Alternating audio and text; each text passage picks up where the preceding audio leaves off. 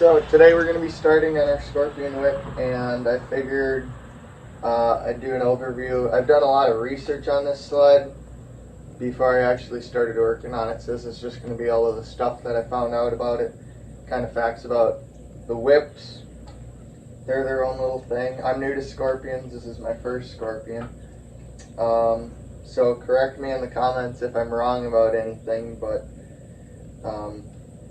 let's get into it. Basically, they made Scorpion whips 1975 to 1980.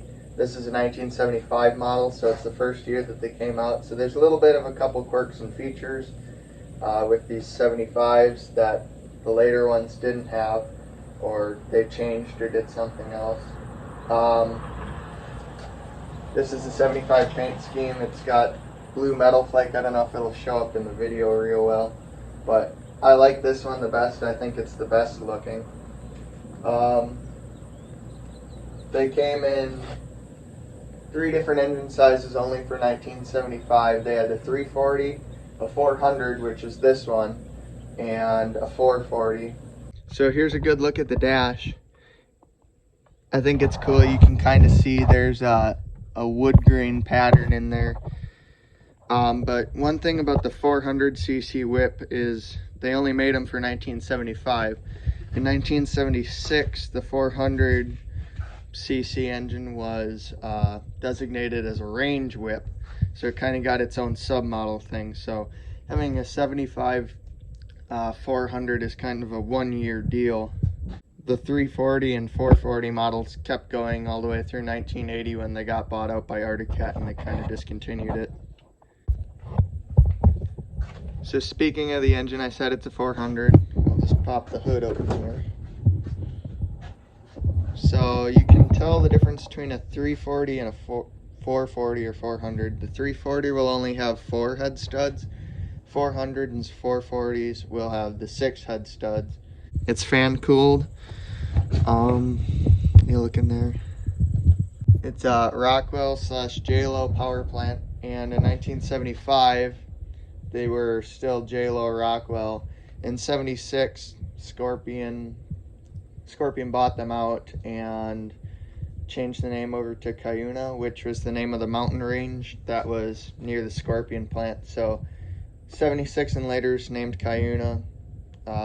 Before that is a Rockwell, same platform. They didn't really change anything. Feeding that beast of an engine is a Walbro WF float style carburetor. It's kind of hard to explain. They're really weird. Right on top here is actually the fuel pump. Like a lot of Walbros, they have the fuel pump built in.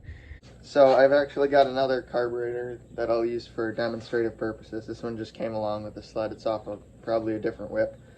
Fuel pump is up here. That would be your pulse line going out. It is a butterfly style carb. That's not the butterfly. That was the choke. And it's weird because there's a choke and a primer on these sleds. But like all the other Walbros, I think it's a continuously flow carburetor, which means it's flowing through all the circuits all the time, versus like your Mikuni round slides are variable flow, so they don't flow in the pilot circuit when it's at wide open throttle, stuff like that. This one will continue to flow through the pilot circuit, I'm pretty sure. So it's just little weird things like that. That'd be your idle, or not idle adjust, that'd be your tuning adjustments. There's another idle adjustment, your choke cable. They're just weird little carburetors. I don't know, you can't really get parts for them anymore. So back to the engine, we have a carburetor. Then going out of that, transferring the power to the track, we have a power thrust 1 clutch. I'm not exactly sure like how it works. It doesn't seem to be like a flyweight clutch. There's these little rollers in there, and there's probably weights on the other side of them that move it back and forth. It's its own little beast up. We'll have to tear into that further to figure it out. And then we have our secondary here, and this is kind of interesting that I haven't actually worked on this sled yet, but as a side note, there's a bunch of mouse nests and stuff in here, but it all turns over, it's free. So it shouldn't be too hard to get going. I just need to get spark. Got distracted there. Secondary. I don't know if you can see, but those are drum brakes. That's kind of nasty, especially being on the secondary like that. I can't imagine they work too well, especially with a little lever like this. It's real short. It's actually the same as the throttle lever, just, you know, backwards. And then that goes down into our chain case, which drives our track. Now the tracks on these, well, the track and suspension is kind of weird. So you can see there's bogies down there, and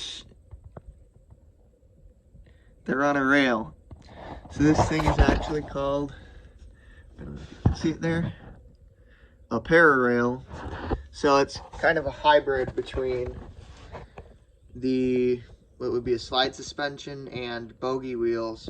So it's essentially bogies mounted on slide rails, and it's got a solid track on it. There's no windows. It's all just running on 15 bogies. It's kind of its own little scorpion thing. They made, after this one, Pararail 1 is what's in this, and they later came out with Pararail 2 and 3 improvements on it, I would guess. But also off of the suspension, they came out with a Paraslide, which obviously would be a slide rail suspension, no bogies. So some things that are unique about the 75 whip. If we come up here on the hood itself, the hoods are actually made out of a different material. They're fiberglass on the 75, and 76 and later they changed to a different material, and it's actually a lot more brittle, and you'll find they crack a lot more, like right in here where they kind of meet the belly pan.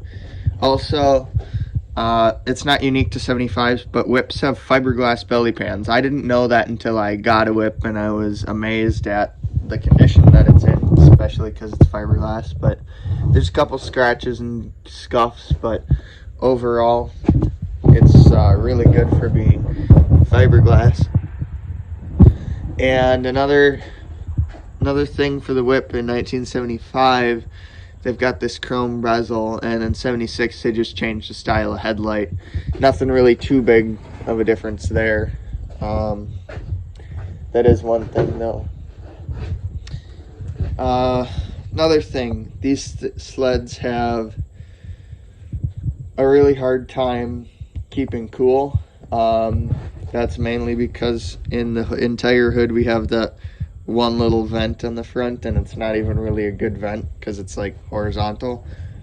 And so to kind of help with that, we have this big long air duct here, and you can see I've gone and just kind of taken it off. I was checking for mouse houses. I didn't find any, which is good. But this air duct actually comes back here to the footwell, and the idea is to suck cold air into the cooling fan so that way you can cool better. And that's not really unique to 75. What's unique to it is the airbox itself. This is just an empty tube, and then off of that we have our airbox to the carburetor. In 76 they kind of changed to this kind of style. So this end right here would be on your fan, and then they incorporated a toolbox into it. So you'd have a place for 2 spark plugs and spark plug wrench, and then, you know, just various tools and whatever. But because of that, well, your little air box can't really shove in there anymore. The 76 and laters have a different air box, you know, different style, same kind of thing. It mounts into this carb, but it just goes kind of straight up here. And if we look in here, it's got this weird like honeycomb thing, and it ends up sitting like right here. And that's everything you should need to know about your Scorpion whip. Have fun riding.